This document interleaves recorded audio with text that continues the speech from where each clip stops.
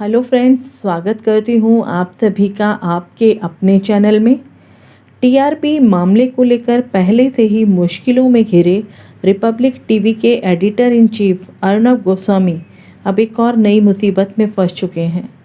Rating agency BARC के पूर्व COA के साथ उनकी चैट लीक होने के बाद हर तरफ उनकी आलोचना हो रही है और कई तरह के सवाल उठाए जा रहे हैं। और इस मामले को लेकर NBA ने बयान जारी कर इस बात पर हैरानी भी जताई है। कहा जा रहा है अर्नब गोस्वामी और पार्थो दास गुप्ता, जो BARC के फॉर्मर COA हैं, उनके बीच मिली भगत है और अपने इस चैनल रिपब्लिक भारत को रेटिंग देने के लिए इसे गलत तरीके से इस्तेमाल किया जा रहा है। इससे पहले भी 2020 में अर्नब गोस्वामी को एक इंटीरियर डिज़ाइनर को आत्महत्या के लिए उकसाने के मामले में 14 दिन की न्यायिक हिरासत में भेजा गया था। इन सब को देखते हुए अर्नब गोस्वामी के लिए आने वाला समय कैसा रहेगा? क्या इनको इन परेशानियों से निजात मिलेगी? इन तमाम सवालों को हम ज्योतिष के माध्यम से समझने की कोशिश करेंगे। वृषभ लग्न की कुंडली है अर्नब गोस्वामी की, जिसमें लग्न में शनि मित्र राशि में है। अपने कर्म के लिए अडिग रहने वाले व्यक्ति हैं। गलत को गलत साबित करने का हुनर रखने वाले व्यक्ति हैं। ये शनि थर्ड लॉर्ड चंद्रमा के रोहिणी नक्षत्र में है। इसके लिए वो भरसक प्रयास करते हैं, पूरी क्षमता दिखाते हैं कि सही और निष्पक्ष न्याय हो सके। नवांश में यही शनि थर्ड भाव में चंद्रमा की राशि में चला गया और चंद्रमा को देख भी रहा है नवम भाव में। वहीं एक अच्छी बात और भी है इनके चार्ट में। इस शनि पर लग्न चार्ट में और नवांश चार्ट में गुरु का एस्पेक्ट है, जो कर्म के साथ साथ अपने धर्म को भी सही तरीके से इस्तेमाल करते हैं। लग्नेश शुक्र दोनों ही चार्ट में दशम भाव में हैं, जो राशि वर्गोत्तम तो है ही, साथ ही साथ भाव वर्गोत्तम भी है।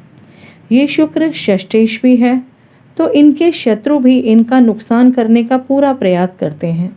ये शुक्र लग्न की डिग्री के बहुत क्लोज है, तो जनता में अपनी छवि बनाए रखने में भी अर्नब गोस्वामी सक्षम हैं। नवम भाव में नीच के गुरु हैं, जो पाप प्रभाव में भी हैं और थर्ड भाव को देख भी रहे हैं, जो पत्रकारिता का भाव है। इसके कारक बुध भी वक्री हैं और थर्ड लॉर्ड चंद्रमा के साथ हैं, जो इन पर कई तरह के एलिगेशन भी लगवा रहा है। एक और बात यहाँ देखने वाली है, राहु और मंगल की युति, जो लग्न चार्ट और नवांश चार्ट दोनों में बनी हुई है और दोनों में ही 6 और 8 भाव दोनों एक्टिव हैं, जो unwanted issues, unwanted enemy, fearful condition, इन सब को बढ़ा रहे हैं। इनकी परेशानी खत्म होने का नाम ही नहीं ले रही है, क्योंकि दोनों ही लग्नेश शुक्र के नक्षत्र में हैं। तो ऐसे में इन पर उंगलियां उठना स्वाभाविक है। यदि हम इनके 2021 के वर्षफल की बात करें तो मुंथा अष्टम भाव में है, दोबारा फिर से मंगल राहु के साथ। एक तो अष्टम भाव की मुंथा वैसे ही शुभ नहीं होती। कई तरह के मुकदमे अर्नब गोस्वामी पर चल सकते हैं, बहुत नुकसान इनको हो सकता है, दुर्घटनाएं इनके साथ घटेगी। इसके साथ ही ये मुंथा लग्न चार्ट के लग्नेश वृषभ राशि में है, तो आने वाला समय इन पर घातक भी हो सकता है, शारीरिक कष्ट भी हो सकते हैं। लेकिन ये राहु 21 डिग्री का है, जो शो करता है कितनी भी परेशानियां आ जाएं, अर्नब गोस्वामी इनसे बाहर निकल जाएंगे। लेकिन अभी जो इनकी दशा चल रही है उसकी अगर बात करें तो अभी चंद्रमा में गुरु का अंतर है, जो 22 नवंबर 2021 तक रहने वाला है। गुरु नीच का है 8 डिग्री का और इस समय स्वराशि शनि के साथ है गोचर में। तो जब तक गुरु का अंतर है तब तक अर्नब गोस्वामी के लिए मुसीबतें पड़ेंगी ही, कम नहीं होंगी, क्योंकि गुरु का काम है जहाँ भी वो बैठता है उनके भावों को, उनके कारकत्वों को वो बढ़ा देता है।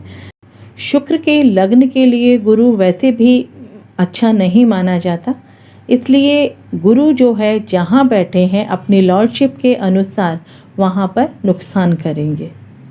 तो जब तक गुरु का अंतर है तब तक अर्नब गोस्वामी के लिए मुसीबतें बढ़ेंगी ही, कम नहीं होंगी।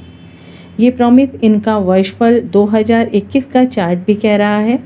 लेकिन शनि का अंतर आते ही इनका जोश, इनकी क्षमता डबल रूप से सामने आएगी, लेकिन उसके लिए उन्हें कुछ इंतज़ार करना पड़ेगा।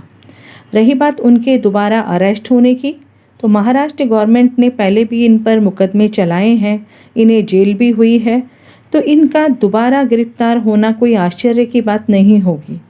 तो ये थे मेरे ज्योतिषीय विश्लेषण अर्णव गोस्वामी जी के लिए।